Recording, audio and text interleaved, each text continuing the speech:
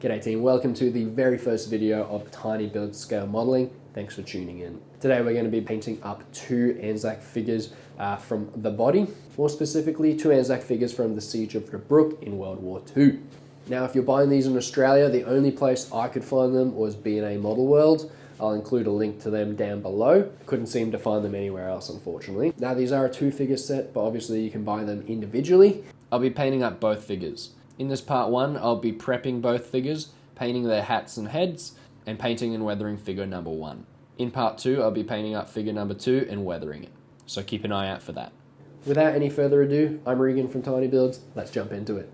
Now the first thing I like to do is find an old sprue and cut out some pieces. This one's just from an old Panther kit, and we're actually going to glue our head and our body on, like you can see here, to actually hold them while we're painting. After that, we're going to spray both our figures with Vallejo Gloss Black Primer, just to give it a nice even coat to work with moving forward. Off camera, I painted both models with Ghost Grey Primer from the head down, just to give some artificial shadows for our paint. After our primer dries, we're going to use some Vallejo Khaki to paint in our figure's clothing. For figure one, you only need the pants, and for figure two, you can see here I did the pants and the jacket.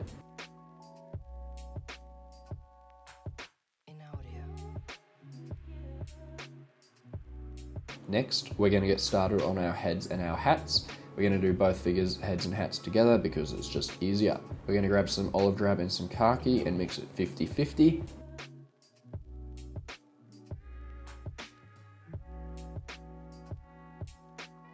Next, we're going to get some flat flesh to do our face.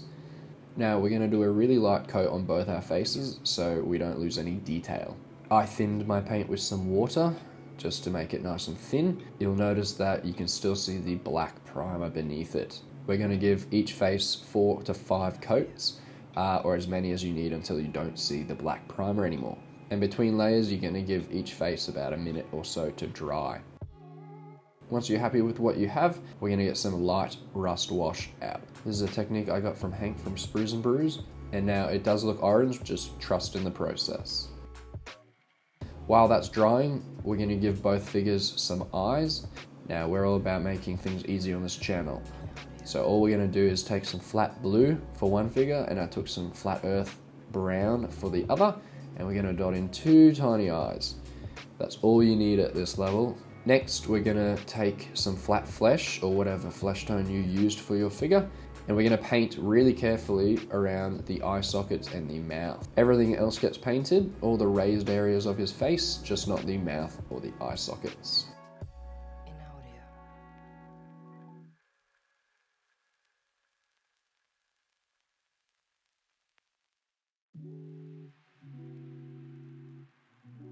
That one more step is to give our figures a very, very light rust wash again for the final time. What that's going to do is blend together all the work we've done so far. Lastly, we're going to use some flat brown to paint in some hair.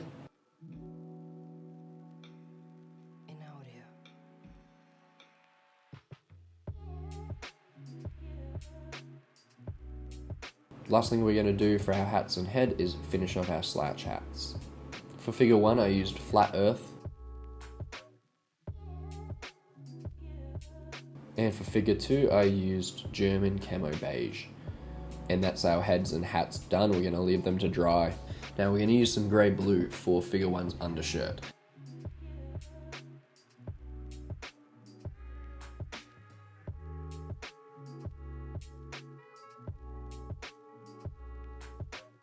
After that, we're going to get our flat earth and paint in his belt and his sidearm holster.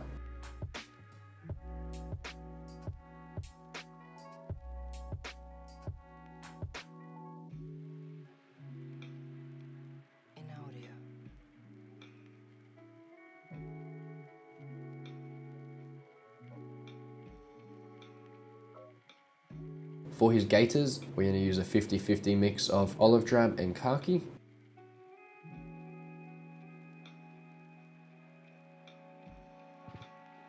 After that, we're going to get German camo black brown and paint in his boots.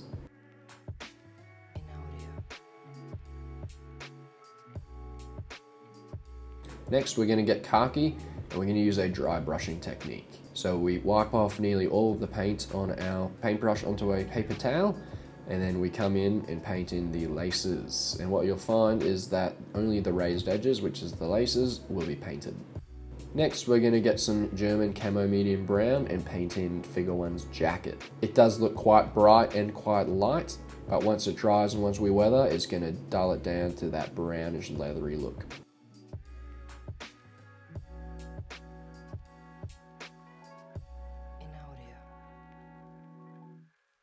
Next, we're going to get olive drab and paint in really carefully his scarf.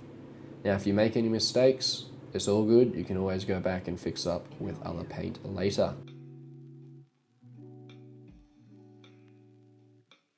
After that, we're going to use the same flat earth as we did for his belt and paint in our Tommy gun's stock and handles.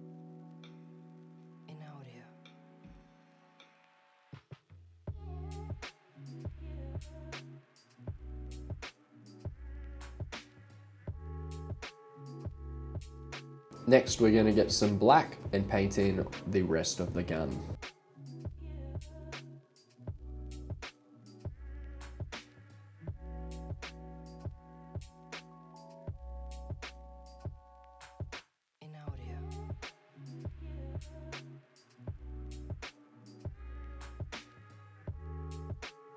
This is what we have so far. It's starting to really come together. We're going to keep that same black out and paint in his desert goggles. Now, I for one found this probably the hardest part to paint. If you make any mistakes, just keep going and fix it up later. After we paint up his goggle frames, we're going to get some green brown and dot in, very carefully, some lenses. Now, you can use any dark yellow or green you want. I just used green brown because I had it, and this channel is all about making things easier. Instead of running to the shop to buy new paint, you can just use whatever you have in your stock now. One of the last things we're going to do for our figure is dry brush some white aluminium onto our gun.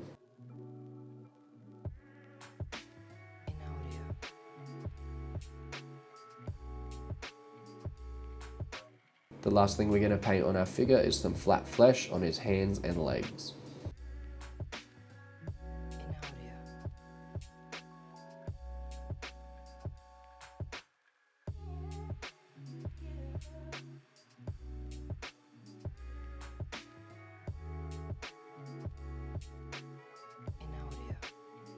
After that, we're going to add some white aluminium to the belt and holster buckle.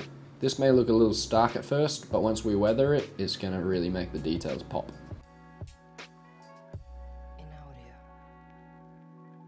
Once everything's dry, we're going to cut our head off our sprue, and then we're going to super glue it onto the body. Apologies for the blurry video. To begin the weathering process for figure 1, we're going to spray some intermediate gauzy agent from AK Interactive, making sure we get the figure from all angles. This is going to protect the paint from our weathering. Next, we're going to get some dark wash enamel wash from MOMIG, and we're going to do what's called a sludge wash. Essentially going to load up as much wash as we can on our paintbrush and put it all over the figure. This process is all about what you take off, not about what you put on. Next, we're going to get some enamel odorless thinner. We're going to load that up on our brush and we're going to put it onto our figure.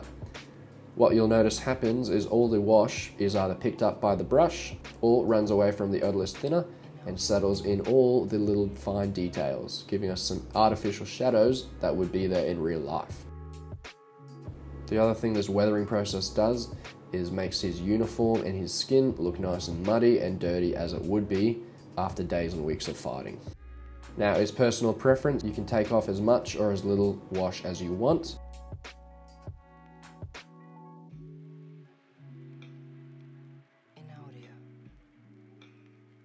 We're going to wait for a few hours at least for all of that enamel odorless thinner and the wash to dry. And then after that, we're going to come in with some Ultra Matte Lucky Varnish by MOMIG and finish off our figure.